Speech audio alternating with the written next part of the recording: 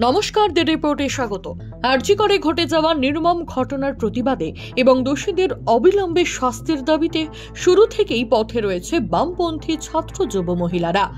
সেই DYFI, SFI এবং সর্বভারতীয় মহিলা সমিতির আহ্বানে আরজি করে নির্যাতিতার বাড়ির অদূরে এইচপি টাউন মোড়ে শুরু হয়েছে 3 দিন ব্যাপী টানা অবস্থান বিক্ষোভ কর্মসূচি। বিভিন্ন শিল্পীদের উপস্থিতি এই আন্দোলন মঞ্চকে দিয়েছে এক অন্য মাত্রা। রং তুলির সাথে ক্যানভাসের লড়াইয়ে যেন মূর্ত হয়ে উঠেছে সমাজের এই জ্বলন্ত নগ্ন রূপ। আমার একটি শেষ কবিতা বহুদিন আগে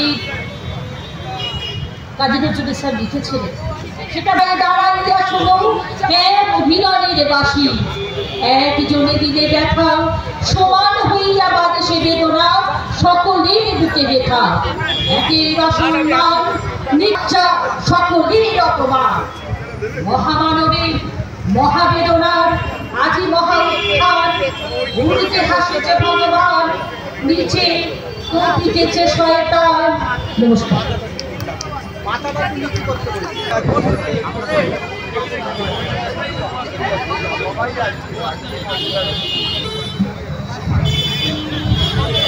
সাম্প্রতিক অতীতে যে ঘটনা ঘটে গেছে, ভয়ঙ্কর ঘটনা। অন্যদিকে রাস্তা জুড়ে লেখা হয়েছে নির্যাতিতার শাস্তির দাবিতে নানান পোস্টার। সেই তোমরাই শস্য নিয়ে রাহাজানি করো, আর আমার সপ্তাহের থাকে প্রবাসী, তোমাদের লজ্জাহারে চলছে। গতকাল আমরা সভা শুরু করেছি, আজকে পুরো থেকে আমাদের আগামীকাল সন্ধ্যেবেলায় আমরা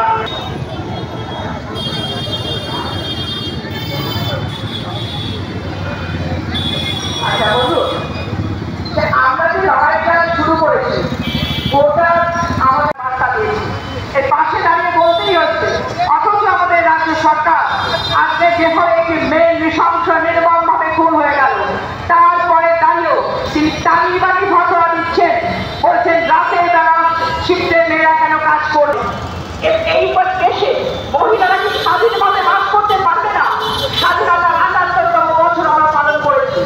আমরা লড়াই আন্দোলনের মধ্য দিয়ে সম্পূর্ণ মানুষের মর্যাদার যে লড়াই চালিয়ে যাচ্ছি, প্রতিদিন প্রতি মুহূর্তে এই ১১ সালের পর থেকে আমরা দেখছি এই সংসার নির্মমভাবে মহিলারা অত্যাচারিত হচ্ছে। আমরা এই যখন নারী এবং পুরুষকে আলাদা পর্যায়ে বিভক্ত করে দেখা হয় এবং ভাগ করা হয়, তাদের মজুরি আলাদা, তাদের থাকার জায়গায় আলাদা, তাদের পুরুষদের মধ্যে সমানাধিকার নয়, তারা একটু ভিন্ন প্রজাতি, সমস্ত দিক থেকে সমস্ত স্তর থেকে তাদেরকে আলাদা করে ব্যবহার করা হয়। স্বাভাবিক নিয়মে যে ব্যবহারগুলো করা হয় সেখানে আমাদের সারা ভারত। সব মিলিয়ে সাধারণ মানুষের সমর্থনে নির্বাচনে শূন্য পাওয়া বামপন্থীরা যে রাজ্যে শূন্য হয়ে যায়নি তার প্রমাণ দিতে মরিয়া ছাত্র যুব মহিলাদের সক্রিয় অংশগ্রহণ এই আন্দোলনকে এক অন্য উচ্চতায় পৌঁছে দিয়েছে। আর ছাত্র নেতা সৃজন ভট্টাচার্য এদিন অবস্থান মঞ্চ থেকে পরিষ্কার জানিয়ে দিলেন, নির্যাতিতার শাস্তির দাবি তাদের প্রধান দাবি। অন্য কোনো স্লোগানের আড়ালে তারা সেই দাবিকে হারিয়ে যেতে দেবেন না, বা বিজেপির মতো হঠাৎ করে বন্ধ ডেকে বা রাজনৈতিক কর্মসূচি নিয়ে সাধারণ মানুষের আন্দোলনকে অসম্মান করবেন না। এটাই তো আমরা বলতে চাইছি যে যা আন্দোলন মূল দাবিটা যেন থাকে জাস্টিস ফর আরজি কর। অন্য কোনো কথাকে মূল দাবি করে ফেললে বিচারের বাণী নীরবে নিভৃতে কাঁদবে, পিছনে চলে যাবে, এটা যেন না হয়। কেন পুলিশ প্রথমে বললো, কেন টাকা পয়সা দিয়ে সেটেল করতে চাইলো পরিবারের লোকের সাথে? এই পানিহাটির বিধায়ক, তার ছেলে, একটা ওয়ার্ডের কাউন্সিলর, এরা সবাই মিলে কেন পরিবারকে চাপে রেখে তাড়াতাড়ি সেদিন শবদেহ দাহ করে দিল? এই সন্দীপ ঘোষ লোকটা কেন বারবার প্রাইস পোস্টিং পাচ্ছে? কেন প্রথমে রেনোভেশনের নাম করে ভাঙার চেষ্টা হলো ঘর, তারপরে ভাঙচুর করা হলো 14ই আগস্ট রাতে হাসপাতাল? কি প্রমাণ লোপাট করতে? সঞ্জয়কে বলির পাঠা করা হচ্ছে কিনা? অনেক প্রশ্ন আছে।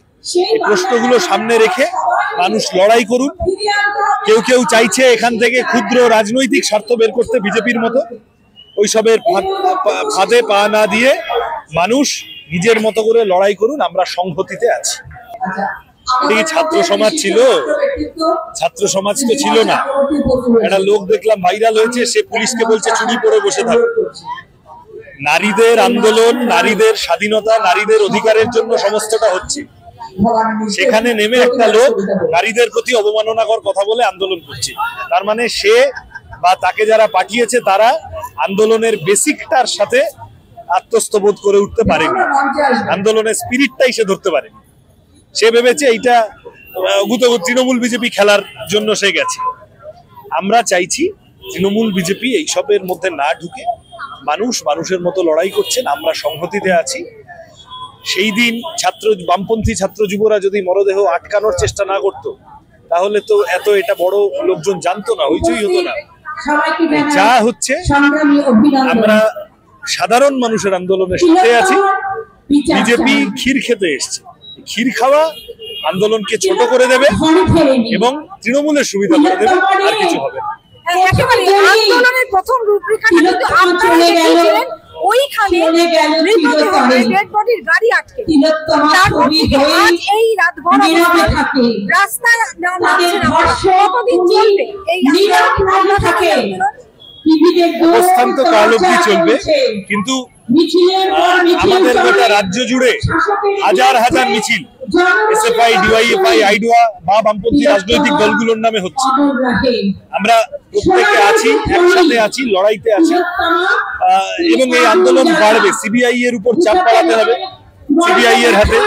সিবিআই খুঁজে পাচ্ছি না বলে দিয়ে ছেড়ে দিলে হবে না। কারা অপরাধ করলো, কারা অপরাধীদের সাহস জোগালো, কান নয় মাথা টেনে বার করতে হবে, তাতে তৃণমূলের সরকার কেঁপে যাওয়ার যথেষ্ট সম্ভাবনা। কর্মসূচির বিভিন্ন সময় হাজির ছিলেন রমলা চক্রবর্তী, তন্ময় ভট্টাচার্য, দীপশিতা ধরের মতো প্রাক্তন এবং বর্তমান ছাত্র যুব নেতা নেত্রীরা।